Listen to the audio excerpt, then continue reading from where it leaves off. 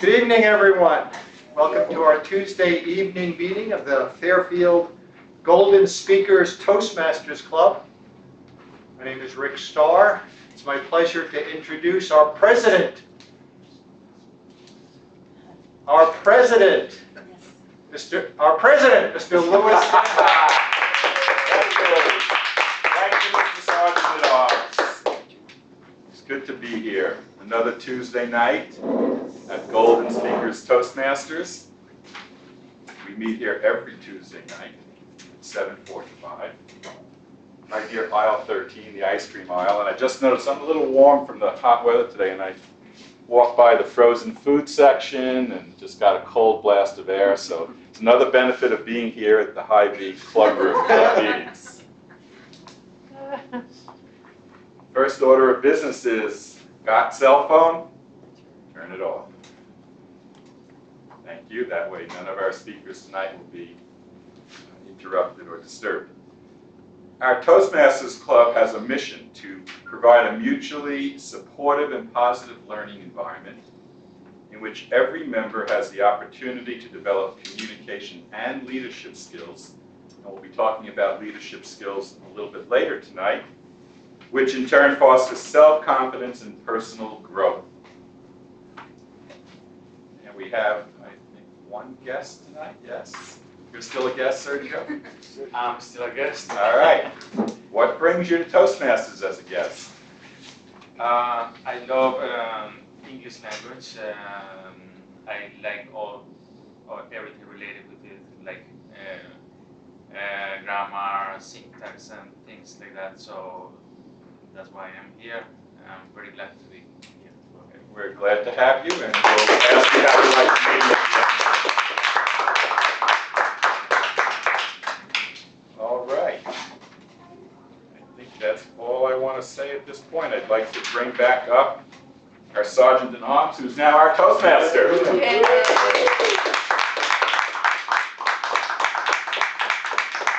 Thank you, Mr. President.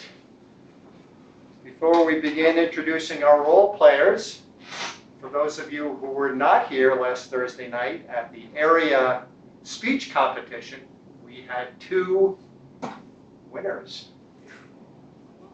Nelson Figueroa placed second in the table topics contest. Congratulations to Nelson. And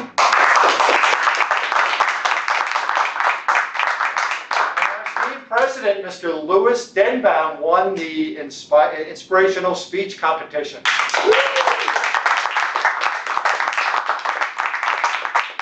Louis is going on to the next level, which is the district, which is the division. That's what I meant to say.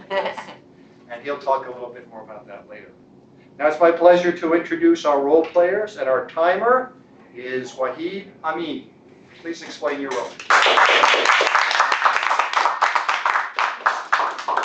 My role for tonight is timer. I'll count the times speeches. So table topics are usually 1 to 2 minutes. Speeches, the green light will turn on. The green will turn on at 1, the yellow at 1:30, and the red at 2 minutes. So the prepared speeches are usually 5 to 7 minutes, which I will turn on the green light at 5, the yellow light at 6, and the red light at 7. And and evaluations are usually 3 minutes. The green light is turned on at 2, the yellow light is at 2:30, and the red light is at 3. So tonight we have an exception, a speech which is actually 10 minutes long, between 8 to 10. The green light will turn on at 8, the yellow at 9, and the red at 10. So after the red light is turned on, you have 30 seconds to wrap up your speech.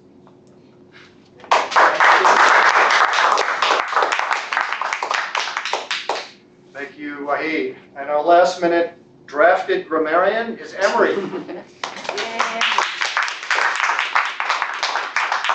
I'm delighted to be your grammarian tonight. As grammarian, my responsibility is to listen to the language used by members during the meeting, to make note of any exceptionally good or exceptionally bad uses of language, English or otherwise, to give a brief report at the end of the meeting about what I have heard or observed, and to listen for the word of the day and report at the end of the meeting who used it most. And our word of the day is expeditious. Expeditious means quickly or speedily. So to help you remember, think of an expedited shipment is one that goes out fast. Well, thank you.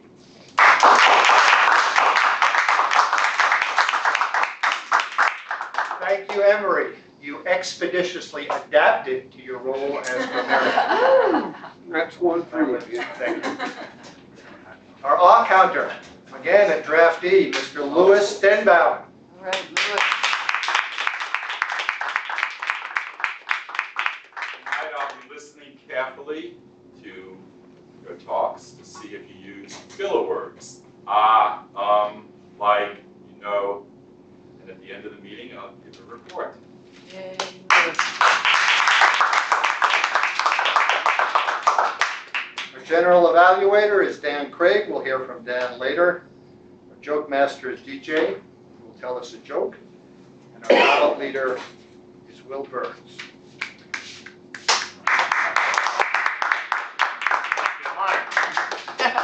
And now for our prepared speeches section.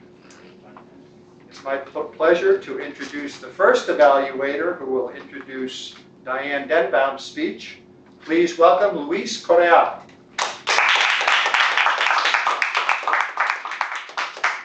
Good evening, fellow Toastmasters, honored guests, and viewers at home. Today I'll be evaluating Diane Denbaum. She's my mentor, so it's a pleasure to do so. Diane Denbaum is a certified life coach and a physical education teacher at Maharishi School in Fairfield. Diane is married to Louis, our club president. Diane devotes time to her mother and is a proud mother of 3 adult children and 2 adult stepchildren. In Toastmasters, she has achieved the Advanced Silver Communication and the Advanced Leadership Bronze. She has been VP of Education and substituted at VP of Membership for 3 months and is currently the VP of Public Relations. She has been a member of Toastmasters since May of 2007.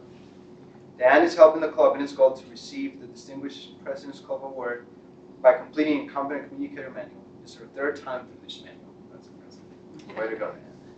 So tonight, Diane is doing her Project 10, and the objective for this is to inspire the audience by appealing to noble motives and challenging the audience to achieve a higher level of beliefs of achievement, or achievement.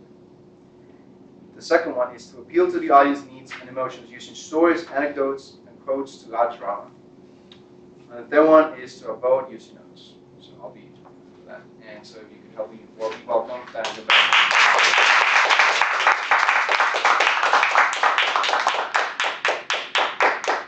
Thank you, everyone.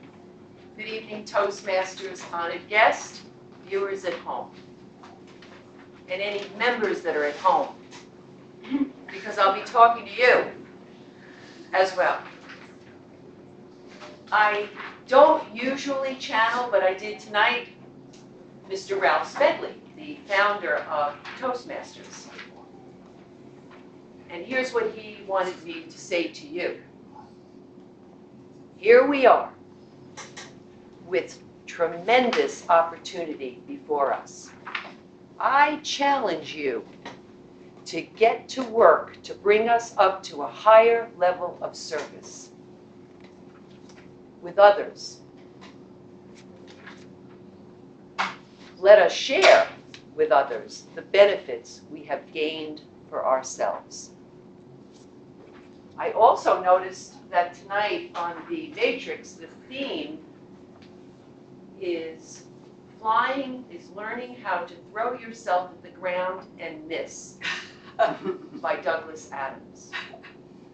Tonight, fellow Toastmasters, I have the job of beginning the process that happens at this time of year to explain the roles that the officers of the club, the roles that you would take on if you wanted to be an officer of the club for the 2015-2016 Toastmaster year.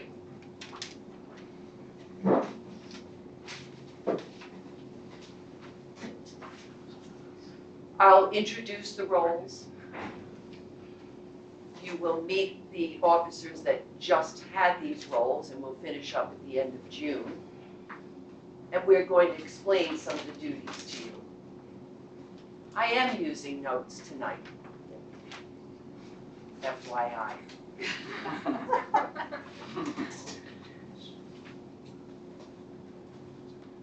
If you're like me, when I joined Toastmasters, I said to myself, I want to do good things for the world. I want to speak. I want to be a life coach. I want to help people with their relationships. So how can I make myself better? My friend Lenora said, come to Toastmasters. And I said, okay. And I came into the group with that mindset of all about me. Somewhere in that, I missed the part when I raised my hand to be this wonderful Toastmaster, that I would have to take a turn being an officer. Well, one day, someone asked me, would you be the VP of Education? And one of my better qualities is I am a team player, but I must admit, with that, I was shocked that I had to take on this role of officer. So just wondering if any of you are like me, where in the midst of all your goals, you might have missed that point. Well, I'm here to remind you that when you raised your hand, you did say you would be an officer. Just keep that in mind as I continue with my speech. I also wanted to share with you that stepping into that put me in that position of, you think you know what you want, and you think you have figured out the way you're going to get there. And then something else happens. And quite honestly, being an officer taught me way more than I ever thought that it would. And it showed me those details that are involved in being a leader.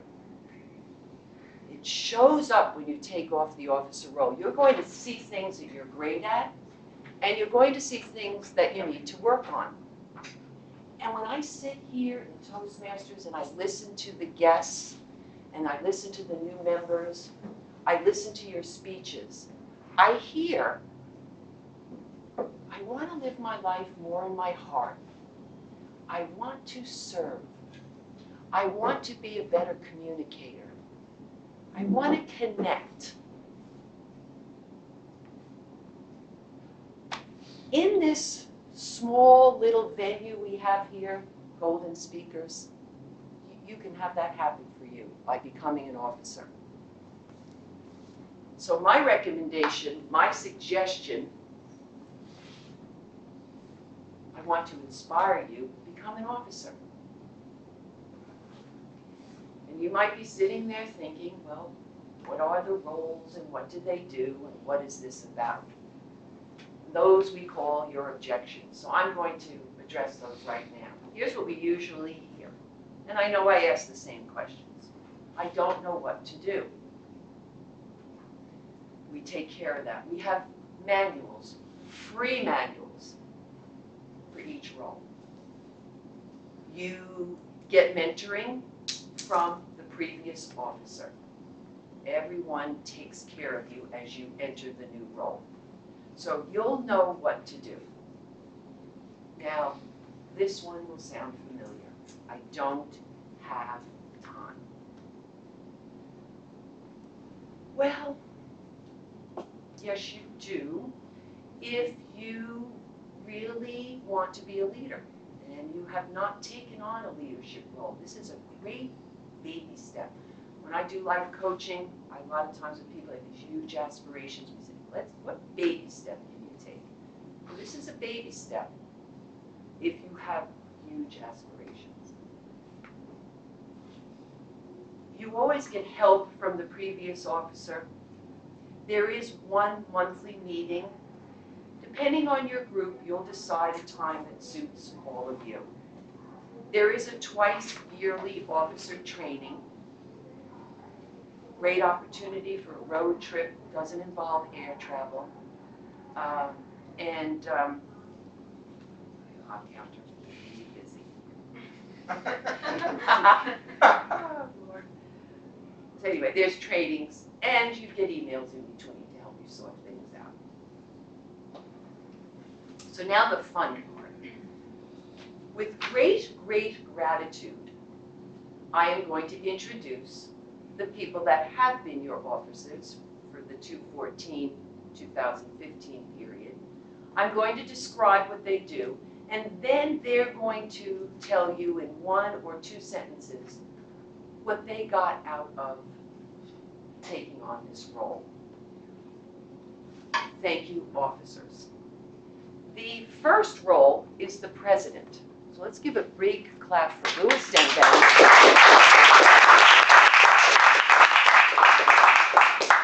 He's like the CEO of this little company. He oversees the Distinguished Club program. He's the leader. He guides us. He sets the tone for the meeting. He can set his own personal goals, he or she, for the club. And they schedule and preside over the executive committee meetings that we have once a month. That's very brief. So Louis, do you have anything you'd like to add to that, particularly what you've gotten out of this personally? Thank you, Diane. One thing the president does is everything that anyone else isn't doing. But this group that we've had this year was incredibly self-motivated, so I had very little.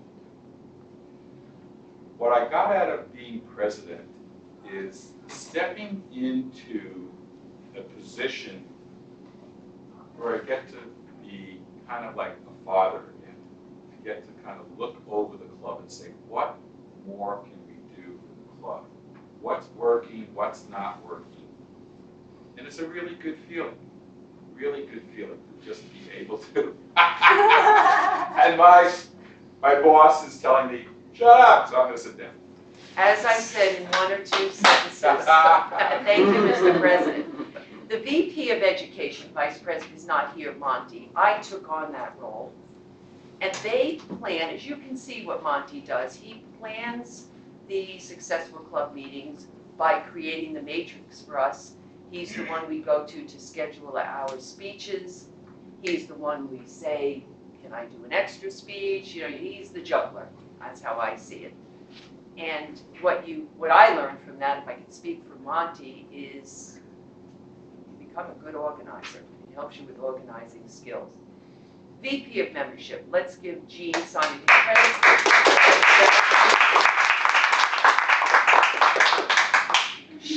Her predominant role is with membership drives. She looks after new members, gets them off to a right start, looks after our guests. If she can't tend to them, she finds someone to speak with them. Jean, anything else about your role that you'd like to share in 1 or 2 sentences? 1 or 2 sentences. This is important. You should go. Yeah. Okay. It's really rewarding to meet new members and talk to people as they're coming in and being the landing place. Also, I work with the mentors. So a new member gets their icebreaker scheduled, and then they also have a mentor assigned to them. And I felt like that was really the 2 key things we need to do to get started. But it's a fun job. I like it. So Thank you, Jean, and thank you for your I happen to be the VP of Public Relations, and I promote club activities and accomplishments in the local media. Facebook, calling in the Fairfield Ledger and the Weekly Reader for big events. And I have learned that to remember to bring a camera to the meetings, and I have also learned to be a little bit more brave and step out and connect with the community about what we're doing here at Toastmasters. Our secretary is Art Atkinson. He's not here. They're the note takers at the meetings, in charge of any mailing. They keep club files. The treasurer is not here. That's Jyoti Raj. He's in charge of the books. is our I can bookkeeper. speak one of them there. Okay, Will, thank you.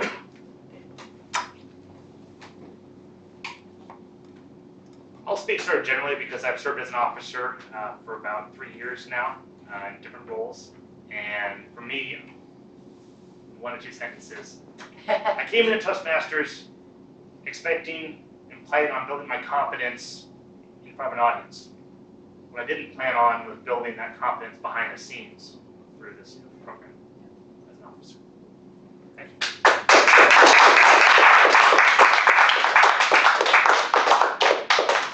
So big round to Art, Joe T. And finally, Sergeant at Arms is Rick Starr. And he arrives early to arrange the meeting room with necessary materials, displays, and equipment. He will also help with the counting and collecting of the ballots for the awards. If something needs to be photocopied, he does that. You have something you need for the meeting, I want this pushed forward, I want it pushed back. That happens because of the Sergeant at Arms. Rick, anything you'd like to share about your role, please?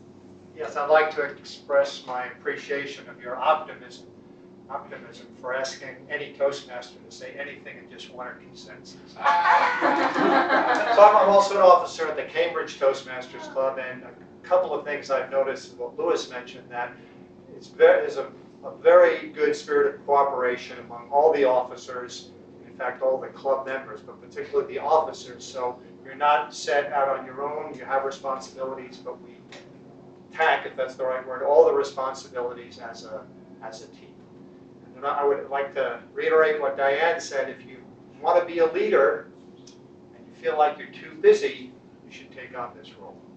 The saying is, if you want something done, give it to a busy person. Isn't that true? Yeah. Good one.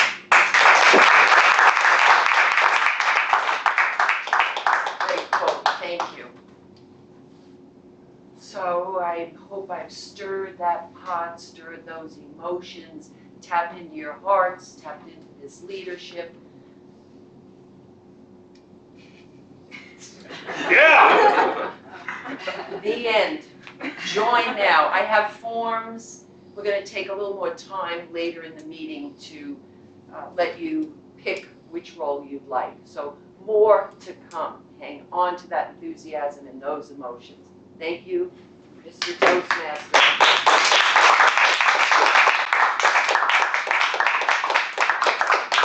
I'd like to say one more thing about being supported. There's another role called the immediate past president, which is filled by the immediate past president. So Lewis will still be involved in the officers' meeting, and also we're trying to get at least one present officer to take another role next year, so you will have that support. Now it's time to fill out the evaluation for Diane's speech. Let's take a couple of minutes.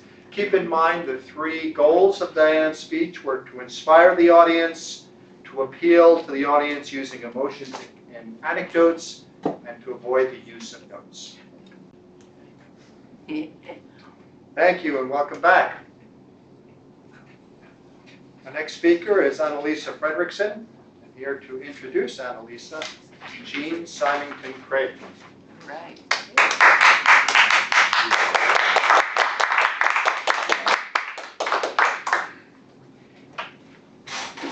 Welcome back, Annalisa. Woo, let's give her a hand.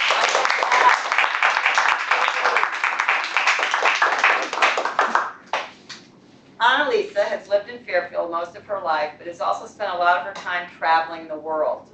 She has been to over 40 countries and plans to see more. She plans to go back to New Zealand and wants to visit South Africa. While she travels, she works from her computer working on social media, marketing, and content creation for companies here in Fairfield. Have computer will travel, is that right? Yeah. She is doing project number 5 tonight from the Competent Communicator Manual titled Your Body Speaks. The objectives for that project are to use stance, movement, gestures, facial expressions, and eye contact to express her message and achieve her speech's purpose. She is also to make her body language smooth and natural. The The title of Annalisa's speech tonight is Travel Hacking 101. Please help me warmly welcome Annalisa.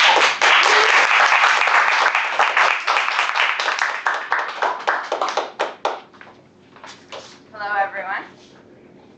So as you heard, I have been doing a lot of traveling.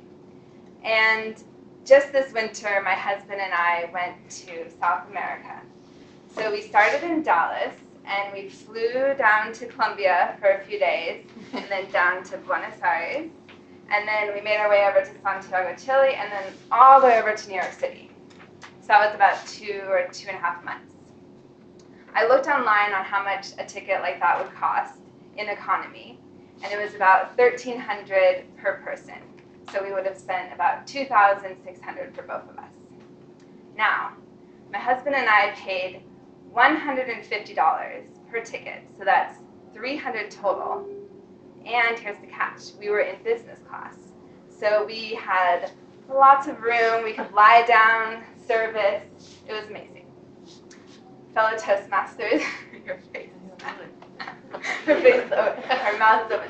Fellow Toastmasters, guests, and viewers at home, please raise your hand if you have heard of the term travel hacking besides just a second ago. Anyone? Okay. Well, the reason why our flights were so inexpensive is because we've learned the trick of travel hacking. And I personally do not like that term travel hacking. It sounds like it's illegal, when in fact it is not illegal, and I will explain what it is tonight. So what I will explain tonight is, number 1, what is travel hacking and how do you do it? Number 2, some rules and prerequisites you need to know. And number 3, I'm going to give a little hint or like a suggestion if you want to start yourself. So let's get going. Number 1, what is travel hacking and how do you do it? In a short amount of time, I'll explain. So, a definition I like when I heard about travel hacking is travel hacking takes money out of the equation with traveling. When I think of traveling, I think of the airfare and the accommodations being the most expensive part. So in travel hacking, what you do is you collect a lot of frequent flyer miles and you collect hotel points. So those 2 parts of traveling basically go down to 0. Now you're probably wondering, how do you do this? How many of you have seen, you can raise again if you want, raise your hand, how many of you have seen credit cards are now offering sign-up bonuses when you apply? Awesome. Yes. So this is the trick. When you get an American, well, let me go back. My husband and I in the past 3 years have applied for 40 credit cards, and we have collected, yeah, it's crazy. We have collected over $1 million, multi-millions of hotel or frequent flyer miles and hotel points. And this is what you do. You get, let's say, United is offering 50,000 miles for a sign-up fee. When you apply for United Airlines card through Chase, let's say, you have 3 months to spend $2,000 or $3,000, and then you'll get, if you reach that requirement, you'll get 50,000 United miles. Now, they're offering this. It's not like we're sneaking in and grabbing it. We're just doing what they're offering. And what was I going to say about that part? Let's see. Well, I'll just go on, and maybe I'll remember what I was going to say. So what you have to do is once you've reached that spend and you got your 50,000, I remember what I was going to say. I was going to say 50,000 United miles gets you 2 free round trips in the U.S.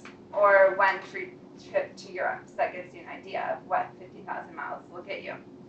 So once you reached you got your spend, you got your 50,000 miles, put your credit card away and get a new card. You just keep on going like that.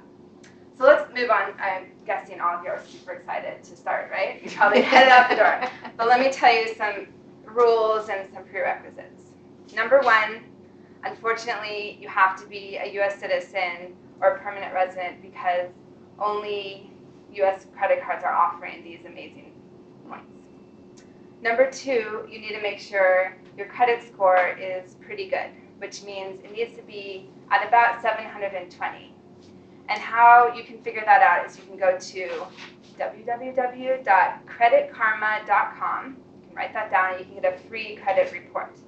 The reason why this is important, 720 or above, is if you're below 720 and you apply for a card and you get rejected, because that's kind of around the number, your credit score will go down more. So you want to make sure you're not lowering your credit score more and more. And the third thing, and this is the most important thing, so pay attention. You need to be responsible. You need to be on top of this, and you need to pay your credit card balance off every single month. Because if you fall behind on payments, the interest goes up, and it's just not going to be worth it in the end, unfortunately. One trick I will say, let's say you have to get $3,000 in 3 months, and you're almost at the end of the deadline, and you need $500 more. There's different ways to kind of little tricks for spending money. Either, well, that's for a whole other day, but the trick I will give you today is, let's say you need $500. Let's say you shop at Everybody's, or you shop at Target, or at Walmart. Bring that card, get a $500 gift certificate, so you put the money on, and then you can use that money throughout the year or months.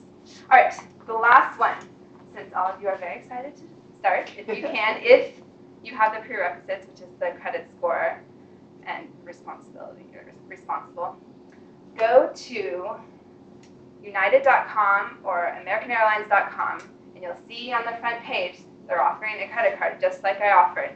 Spend $3,000 in 3 months.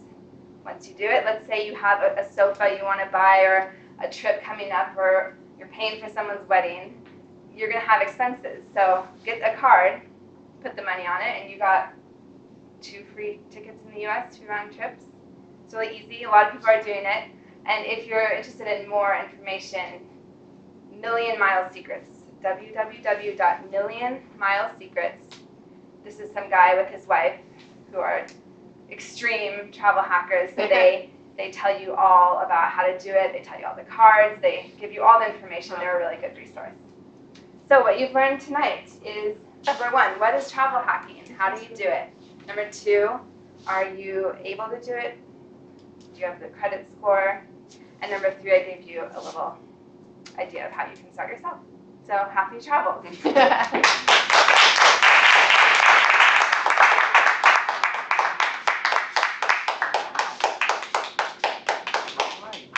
Thank you, Annalisa. Now let's take 2 minutes to evaluate the speaker.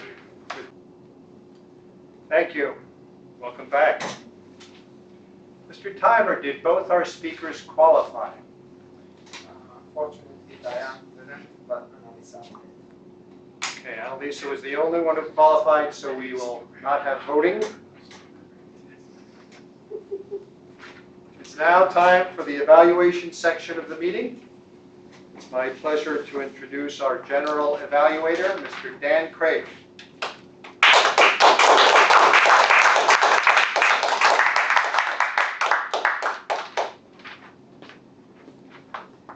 Thank you, Rick. Now, in the evaluation section, we're going to hear what our speakers did well and what the evaluators think that they could be improving on. Our first evaluator is going to be Luis to evaluate Diane's speech.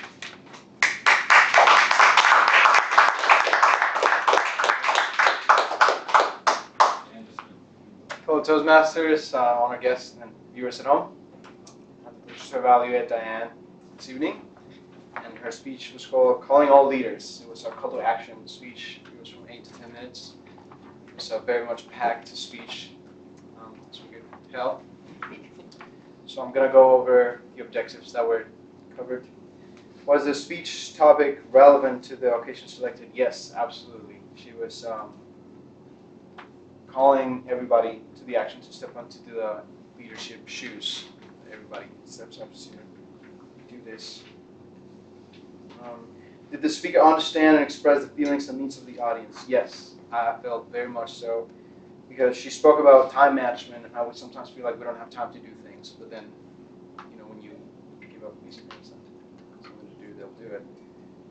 The me complex, how we want to do things for ourselves, and how if we actually step into this role, it would skyrocket your leadership skills even. So it's like an extra thing that it seems like it wouldn't, but it actually is. Was the speaker forceful, confident, and positive? I definitely feel the confidence and the positivity rather than the forcefulness.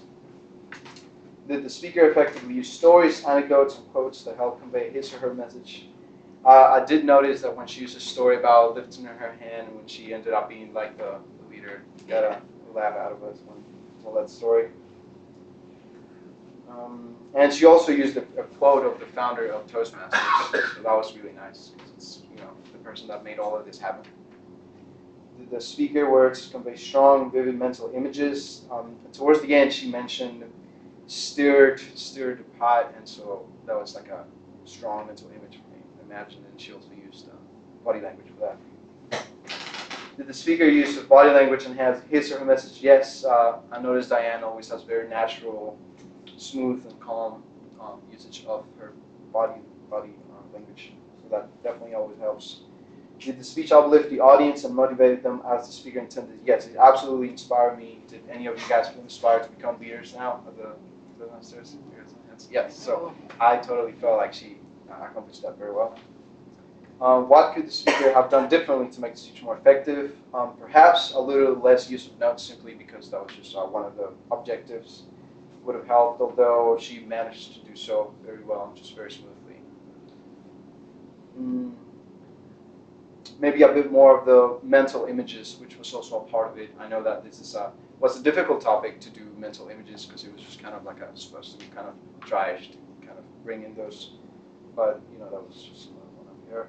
What did you like about the speech? I liked how Diane was moving around the stage, like she would make a point behind the podium, then she came over here, went back behind the podium, then she came over here to interact with both sides of the audience. That was great. Great body language as usual. Great eye contact, that was great too. Calm, sincere energy, great stage. I like the message that she had about being of service.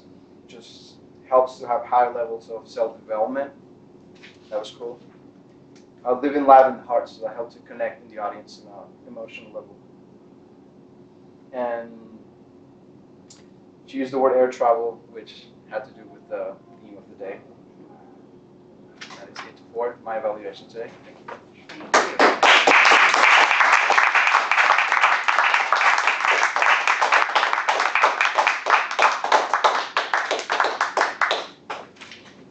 Now we're going to hear from Jean, who will evaluate Annalisa.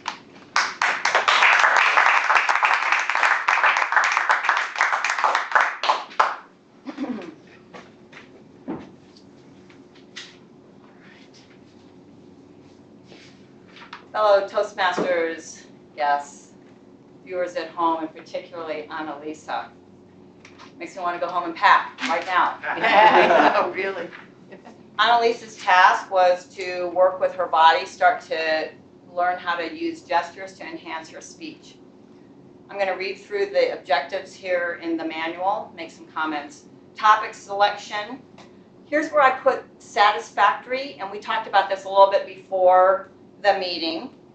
She did get some good gestures in there. She lay down in business class. She was pointing out where she was going on the globe. I might suggest that because the audience is facing you, to go the other direction. So New York City is over here rather than, it's one of those things.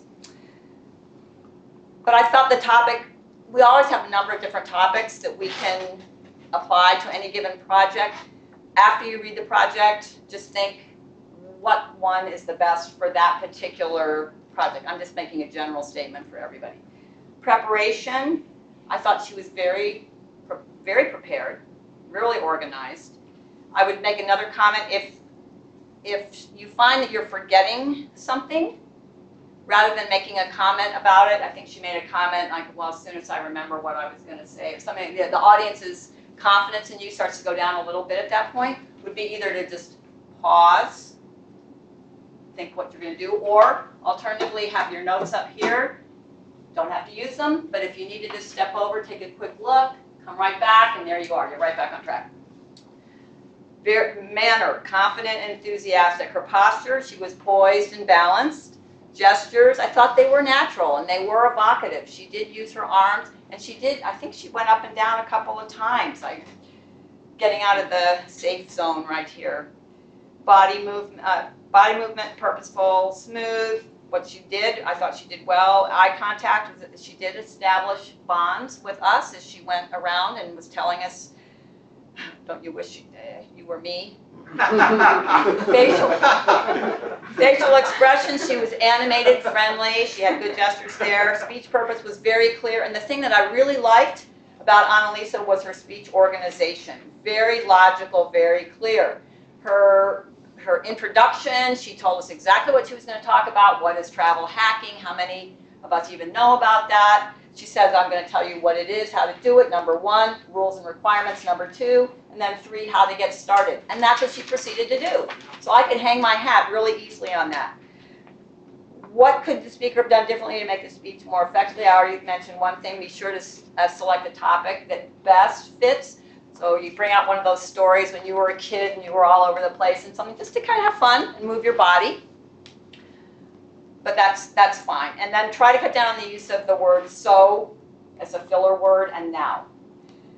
Again, what I really liked was the organization and also her stage presence. She did use 1, 2, 3. Again, from the audience perspective, you want to start from the right because we read left to right and the audience is going to want to go this way.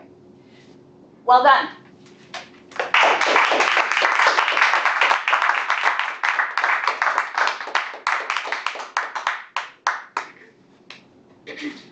Now, we're going to move on to table topics. Right. Our table topics master tonight is Samantha Young. Welcome.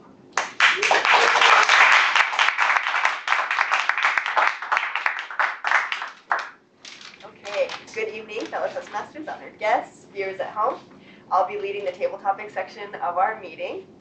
The table topic section is an opportunity for us to work on our extemporaneous speaking or impromptu speaking. When you volunteer, you'll be clapped up to the stage, shake my hand, I'll give you a topic to speak on. You'll have 30 seconds to collect yourself, and then you'll begin speaking for a very quick 1 to 2 minutes. When the green light illuminates, that's 1 minute. You're in the clear, you can wrap it up if you like. Yellow is 1.5 minutes, and then the red will illuminate at 2 minutes, which means wrap it up, you have 30 seconds. And our theme tonight is air travel. So I tried to center my questions around that. May I please have the first volunteer for table topics tonight? Did you speak to me? I think I have to pick people who weren't speaking Not tonight. rules first. Yeah, maybe later. Somebody's down a little. Sergio? Hey!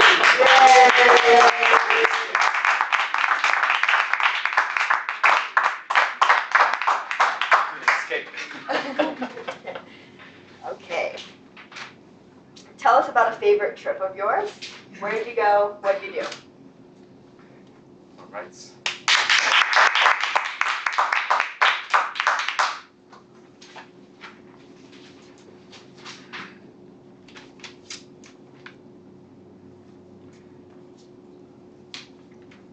My favorite trip was from Colombia to Australia.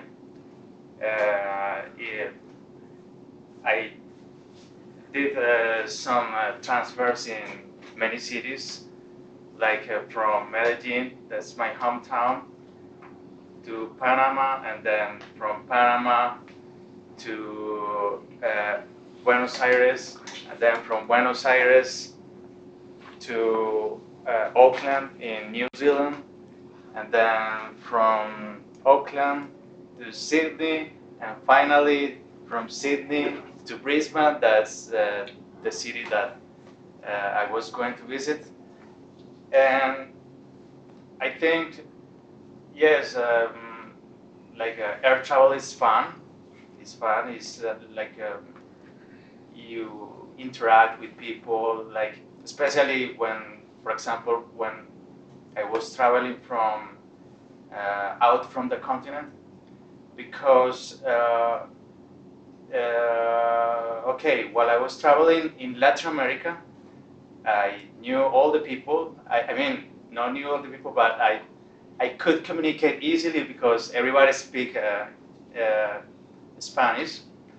But when I took the plane from Buenos Aires to Oakland, it was like, oh my gosh, it was like something totally different. It was, yes, like the people sitting around me were like, you know, like different faces that I'd never like, you know, like, you know. So many you know you're talking. Anyways. And then, yes, it was like amazing crossing the Pacific Ocean. For me, it was like it's a monster, you know, like it covers like the hemisphere, almost the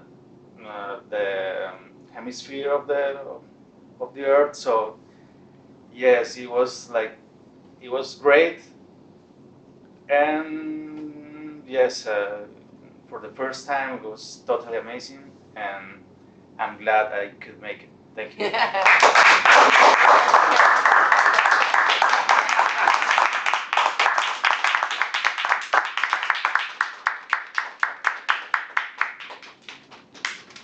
Our next volunteer, please. DJ?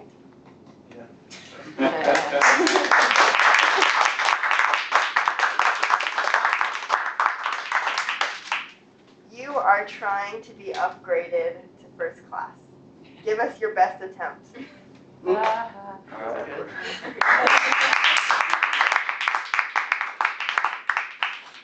only reason I would do that is when I have terminal illness and I'm about to die.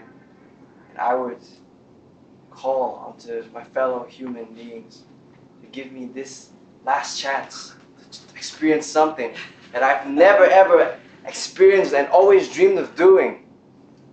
It's my wish to travel first class, because flying is a gift that human beings have created out of their own intelligence, creativity, and desires. Flying is something that the human spirit can only dream of in the past, but now it's a reality. And to do it first class with hot waitresses and good food, I need to do it before I die. So please, what I would do is post a video on YouTube and to reach out to all my fellow human beings and plead with them this message: I'm about to die. Could you grant me a dying man's wish? From the bottom of my heart, it's a passion of mine to do everything that I desire to the best of my abilities. There's so many things I want to do. I just want one wish from you, and that's to fly first class as a human being. Thank you.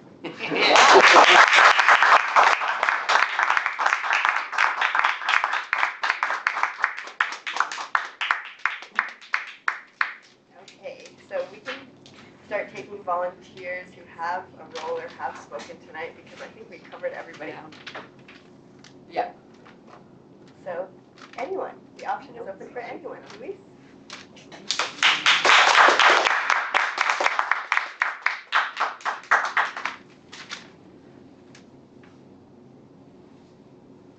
Tell us what your dream trip would be like.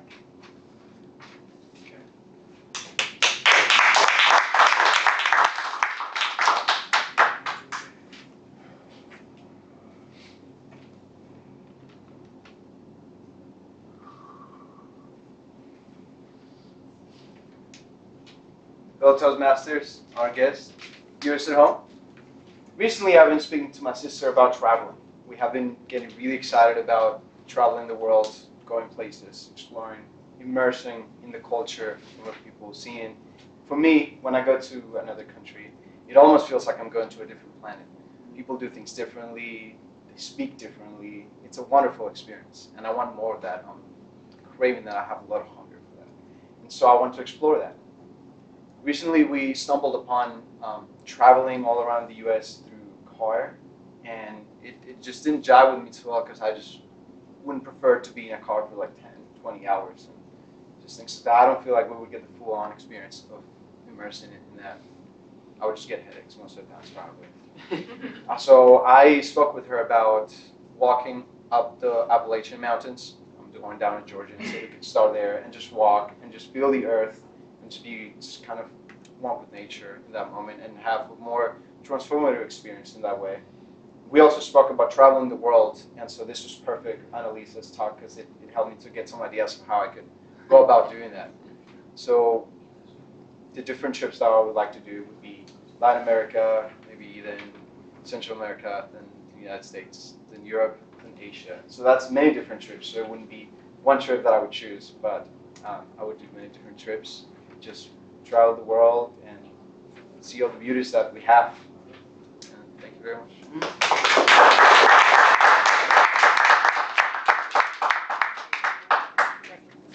Emery?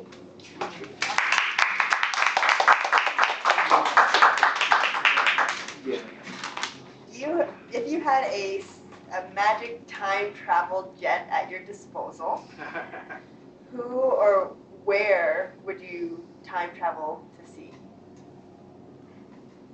Got it? Fellow Toastmasters, honored guests, and viewers at home. It would take a pretty magic jet to travel where I've always wanted to go, because I always wanted to be a mountain man. And so I would have to travel to, I suppose, the Rocky Mountain area where Jim Bridger and Jedediah Smith and who was it, Jeremiah Johnson that Robert Redford played years ago, where they explored and trapped and lived quite colorful lives. What was it, in the 1850s, I believe.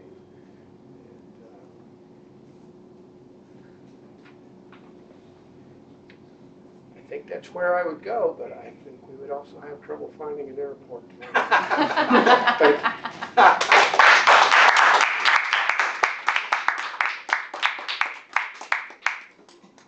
I think we are finished with our table topic session. Correct? Or do we have more time? No. Okay. Okay. May I please ask the timer if all of the contestants qualified, time-wise? Yes, all of them. May I please have the names? Yes, Sergio, 2 minutes, 24 seconds. Just the names, please. Sergio, DJ, Luis. Okay, great. And so we can use our little tally sheets, write down the name of who you would like to vote for the best table topic speech. It is my pleasure to welcome back to the stage Will Burns, our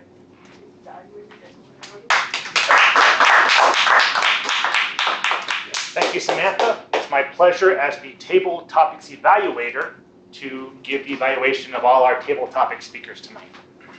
We had 4 of them, starting off with Sergio. I like how Sergio talked about his favorite trip, and he gave us a broad example of the places he traveled on the way to get to Sydney. And by illustrating the number of places he went to, we illustrated the vastness of that journey. My suggestion for Sergio would be to take a moment and stay with those elements. You know, the element I liked in your speech when you're talking about going from places where it's very comfortable, you know, speaking Spanish, and then all of a sudden, people around you don't always speak Spanish anymore. It's a bit like a fish out of water in some ways, or a different environment. And then I also liked crossing the Pacific. It was a monster. And something I've found in table topics with any kind of speech is you're trying to tell a story. You're trying to take the audience and put them into that place. And so this will be a theme I'll reinforce throughout tonight, is that idea of presenting the story. With DJ, he had a first-class plea. I like how he tapped into the desire of many of us to be in first class, something that few of us, except maybe Annalisa, That's true. So that we can enjoy it too. My suggestion for you would be simply to take the 30 seconds at the start, if you so chose. Otherwise, it was a solid, beautiful plea. And I would have given you the opportunity if you'd asked me if you were done. Luis, your dream trip. I liked how you talked about how going to a different country was like visiting a different place, and how you wanted to really see the beauty of the US. And it was interesting to me because we all have different experience about that. I would have loved the road trip.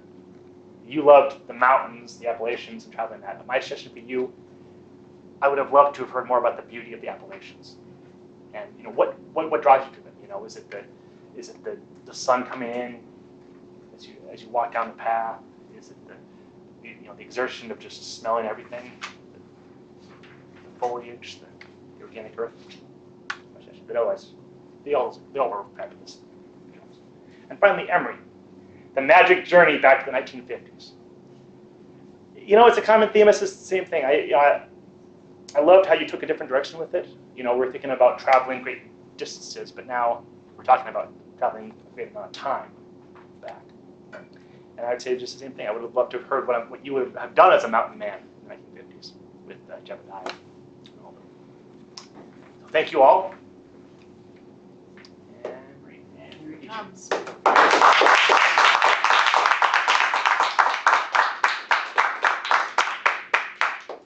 And now it's time to vote for best evaluator.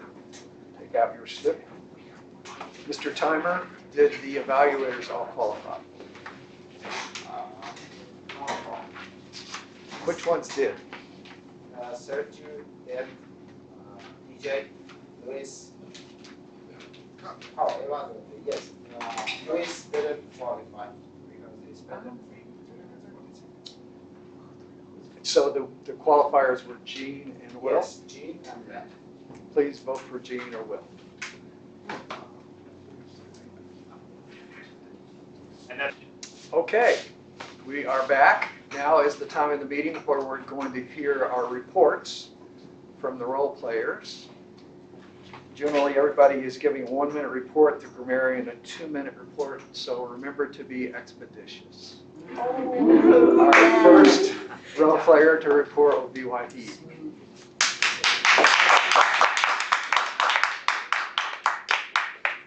I'm going to expeditiously just go through the times. Yes, Sergio, 2 minutes for 24 seconds. DJ, 1 minute for 17 seconds. Luis, 1:34 seconds. And Henry, 1 minute and 2 seconds. In the speeches section, Diane spent 14 minutes and 15 seconds. And Annalisa spent 7 minutes, 22 seconds. Speech evaluator, Luis Correa, 3 minutes, 40 seconds. Jean, 3 minutes, 24 seconds. And Noel, 3 minutes, 6 seconds.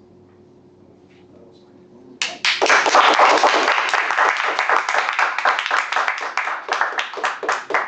Now let's hear from the counter, Louis Dimbow. I'll prompt Yeah, I board. took his role. Okay. Took his role back. My role back. Can't have it. So the awe counter tonight, I think everybody was fairly confident and prepared with their speaking, because there were very few false starts, tongue clicks, etc. But to go through the specifics, we've got Luis having 1 so, 1 and. Diane had 1 3 so's, 2 ands, 1 false start. Annalisa had 7 so's, 4 ands, 1 false start. Luis had 2 2 uhs, 4 so's, and a couple ands and a false start. Jean had 3 no's. Sergio had 4 likes, 4 no's, and an and. Let's see, Luis again, I covered you already. And Emery, you had 4 uhs, 1 but. And DJ, you were clear. You just knocked it out hard right there. Nothing. And Will, again, had 3 no's and 1 but, and 2 false starts. That's my summary.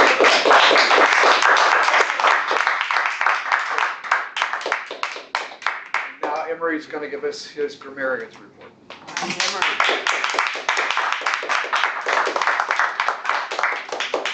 Rick was expeditious in using expeditious right off the bat, and I thought no one else was going to do it, but Dan here at the end came through. The only 2 expeditious users I caught. I did not catch many flaws. There's none. Lewis, and I'm probably crowding the awe counters world here, but I got so I'm going to go over, and Annalisa, a couple of so to begin, so happy at the end, and Dan did a couple of goodness. Now you're going to hear. Yeah. On the more positive front, I have one more. Diane, redundant, small little venue. That's good. And now for the good stuff. What I thought were good uses of language. Diane, I came into the group with that mindset of all about me. Tapped into your heart like the CFO of this little company. And then Lewis came back with, I get to be like a father again. That was evocative. Gene compared being membership chair to being the landing place. I thought that was imaginative.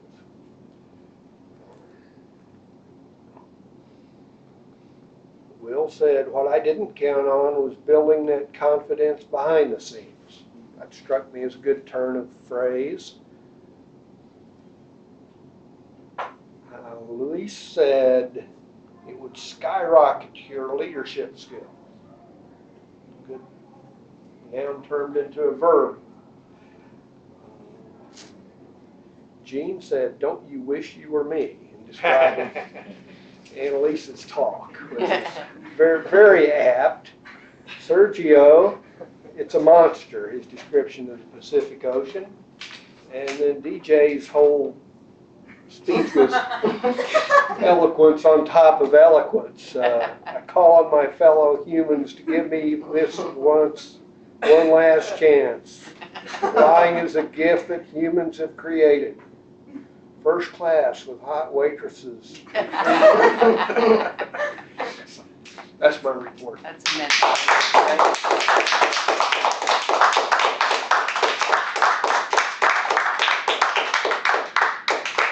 And speaking of DJ, he's back as the joke master.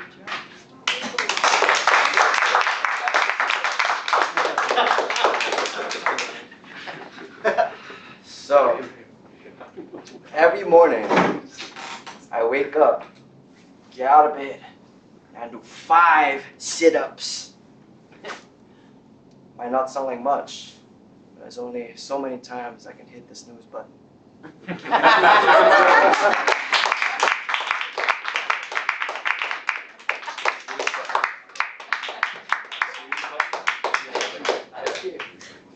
That was so expeditious I wasn't ready. Now it's my turn to evaluate the evaluators. First, I'll make just a comment about the meeting. I'd like to compliment the club for once again taking a few substitute and multiple roles, particularly Emery. Great, thanks a lot. 3 evaluators tonight. We had Luis and Gene evaluating speeches and Will evaluating table topics. First was Luis evaluating Diane. I particularly liked your enthusiasm when you read Diane's introduction.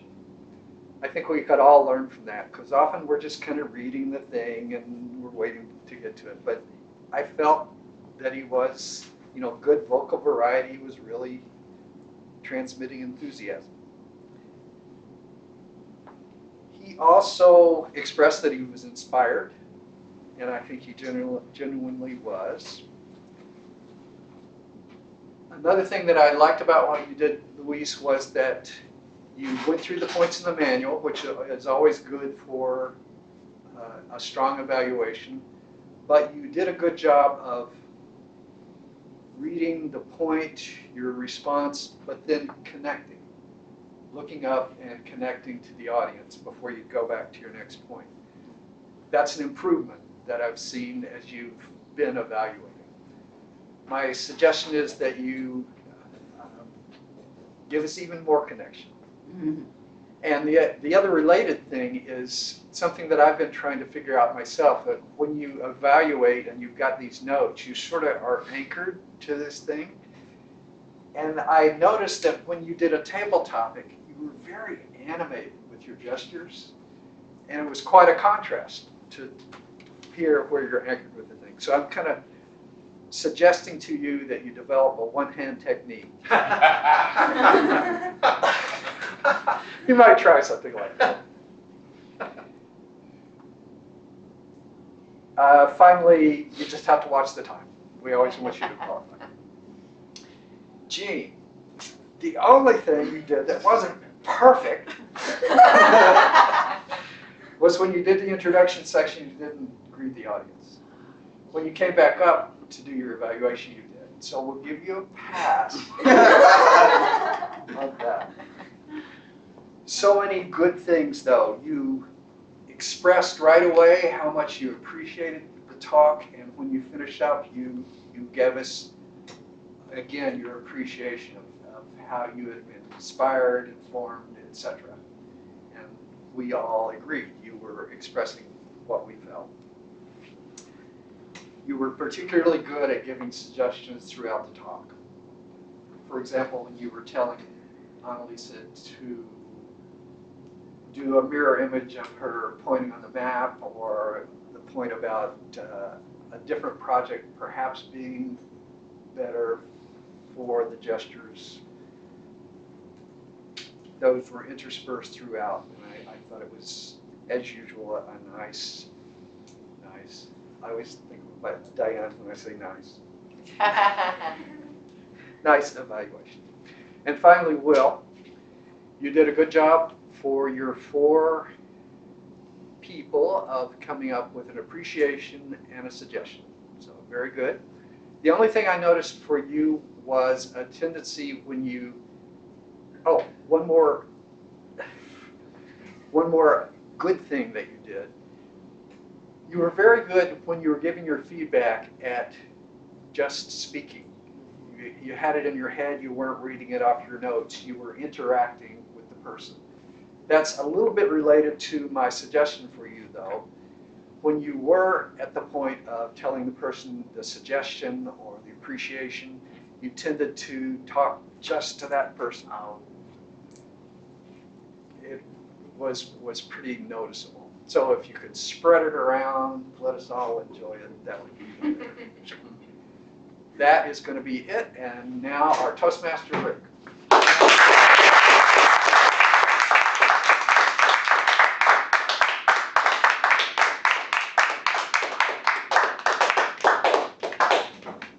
Now for the awards presentation ceremony.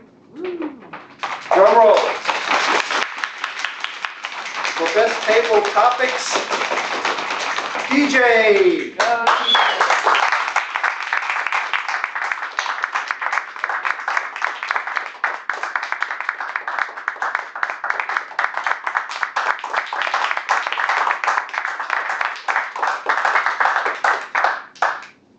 Another drum roll.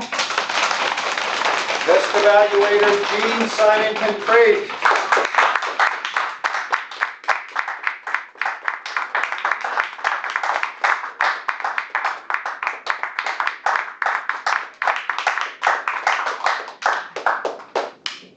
Another drum roll. To end the suspense, best speaker, Annalisa.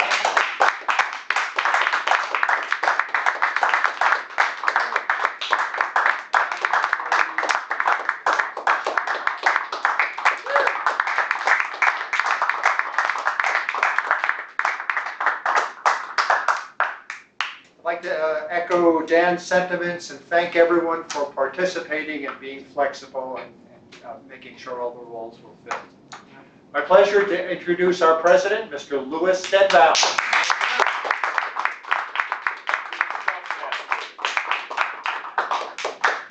We got a few things to cover, but before I forget, Sergey, you want to tell us about your experience as a guest tonight? It's always great to come here. I always learn something new. And yes, I appreciate all the points, observations and things, and thank you so much.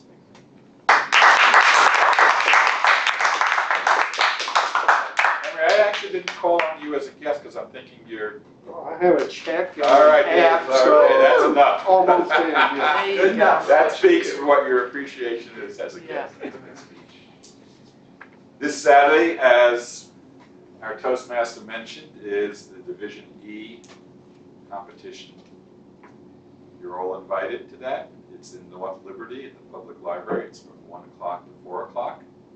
As I understand it, there are 3 areas filtering into that. There's usually 4, but Usually 4, they may yeah. not have sent, somebody may not have sent. Right.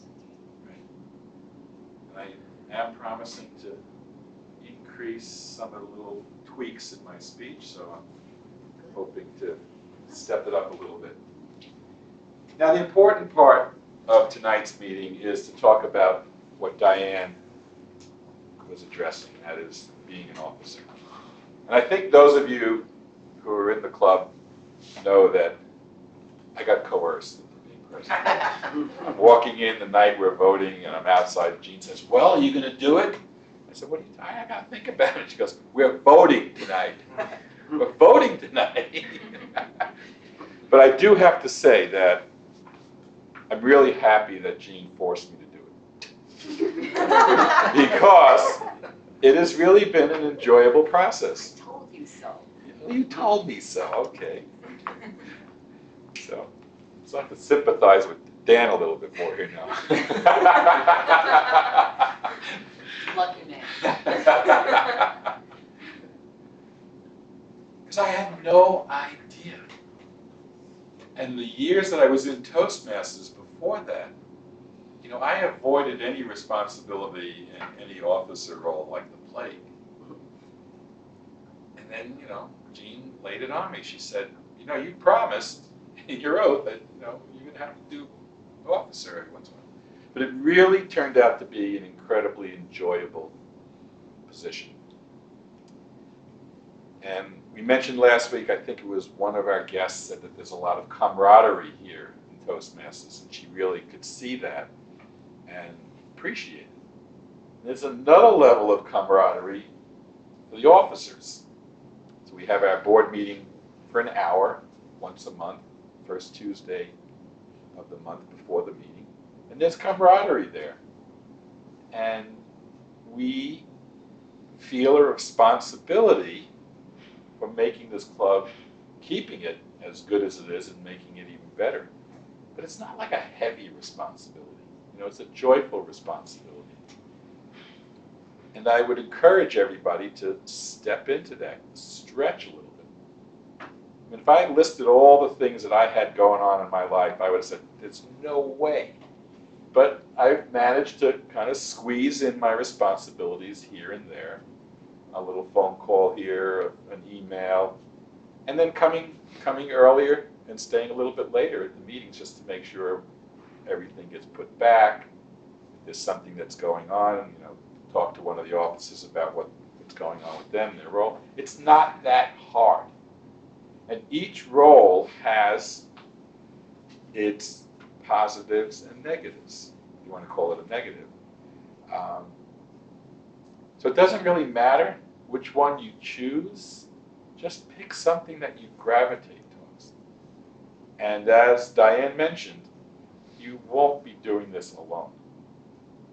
What will happen is once you are elected as an officer, the current officer will meet with you and kind of debrief.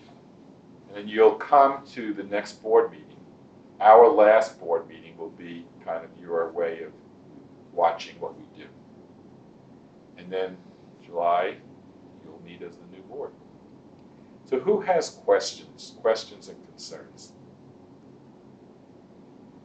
What are the rules that are Good, available? I'm glad. What's that? What are the rules that are available? They're all available. And we're going to hand out these forms. So there's president, vice president of education. And I have to say, anyone who's served on the board knows that the vice president of education is the toughest role. Because you're on every week, making sure the matrix gets filled out, and you've all seen the emails. Oh, I can't do my role. I'm canceling my speech. So that definitely has always been, as far as I'm concerned, the toughest role. Vice president of membership. The only thing that's good about that role is if your strength is you love to know what everyone's up to, you'll love that role because you're in emailing everyone and you know what everyone's doing and who has to be out of town because there's a wedding, so it can be social. So bear that in mind when you think about that strength, that role. Diane talked about public relations. That job can be as small as you want it or as big as you want it. Yeah, if you're really outgoing, you can be on Facebook 2-3 times a week promoting the club. You can be talking to the newspaper. You can be talking to organizations. So that's kind of a self-motivated job. There's certain things that we'd like to have happen on a regular basis. The secretary, that job does not take a lot of time. You're at the board meeting. You're taking minutes of what's happening at the board meeting. Then you come back and you read the minutes from the previous meeting. Treasurer is a big responsibility because you have to collect all the dues. You have to transmit them to the national organization in California. You have to make sure you pay the dues, because we pay our dues. We all give the dues to the treasurer. The treasurer has to put it in our bank account and make sure in a timely fashion they get transmitted. And then the sergeant at arms. This is actually a bigger job than I ever realized, because the sergeant at arms is responsible for setting up and breaking down the room and also making sure all the supplies are there. We don't run out of ribbons, we don't run out of CC manuals, that whole thing. However, this club has always had a tradition that everybody helps do that. And we're slacking off a little bit here. I'd like to see more people actually helping with that. Our rule when I joined, when we were over at the Methodist Church, was you either came early and helped set up, or you stayed late and broke down. You had to do one or the other. So the sergeant at arms, you might think that the sergeant at arms just comes up here and bangs the hammer. No, there's a lot more to it. But if you've got that mentality of I want to make sure everything's in place and we have everything and we don't run out, then that's a really, really cool job. Well, let's get them signed up and hand out the forms. So you're not, yes, Jean. Just want to say that you could mention also that there are a lot of online kind of tools that you can use. So dues get submitted online. Everything's kind of, it's gotten much. It's not like you're doing a lot of paper work per se. The matrix for doing the agenda weekly. There's a program that you do, and it'll tell you if someone has already done a project. So it's not like, it's much better now than, right, Dan? I mean, you did it when you were the one that brought that in, Easy Speak. So there are tools and things that, once you have the understanding, it more starts. is online, isn't it, over the years too? So even the matrix can be Yeah, done everything, online. yeah. So that's it. That's I used to sit there with this big I know, spreadsheet. yeah. I think the important thing to know is that you have a title, you're playing a role, but you're not gonna fail at that because there's too many of us that are here to support you, and it's just easy. It really is easy in terms of meeting your responsibility. It's not I don't lose any sleep worrying about am I doing everything right as the president? So no one will lose any sleep, okay? There's not that kind of pressure. In terms of filling out these Yes. forms. So when you fill out the form, we want you to put down your first, your second, and maybe a third choice in terms of, what your preference would be for a position. So that way You're when not the- committing tonight. Yeah, No. because when the nominating committee gets together and looks and sees and starts to cogitate and think, well, now how are we gonna really come up with our best, candidates for that, that's when we'll look at all of that and put that together. Right. And the salary is incredible. Yeah. Health insurance for the officers, wonderful. All right, pass these around on this side. Pass these around.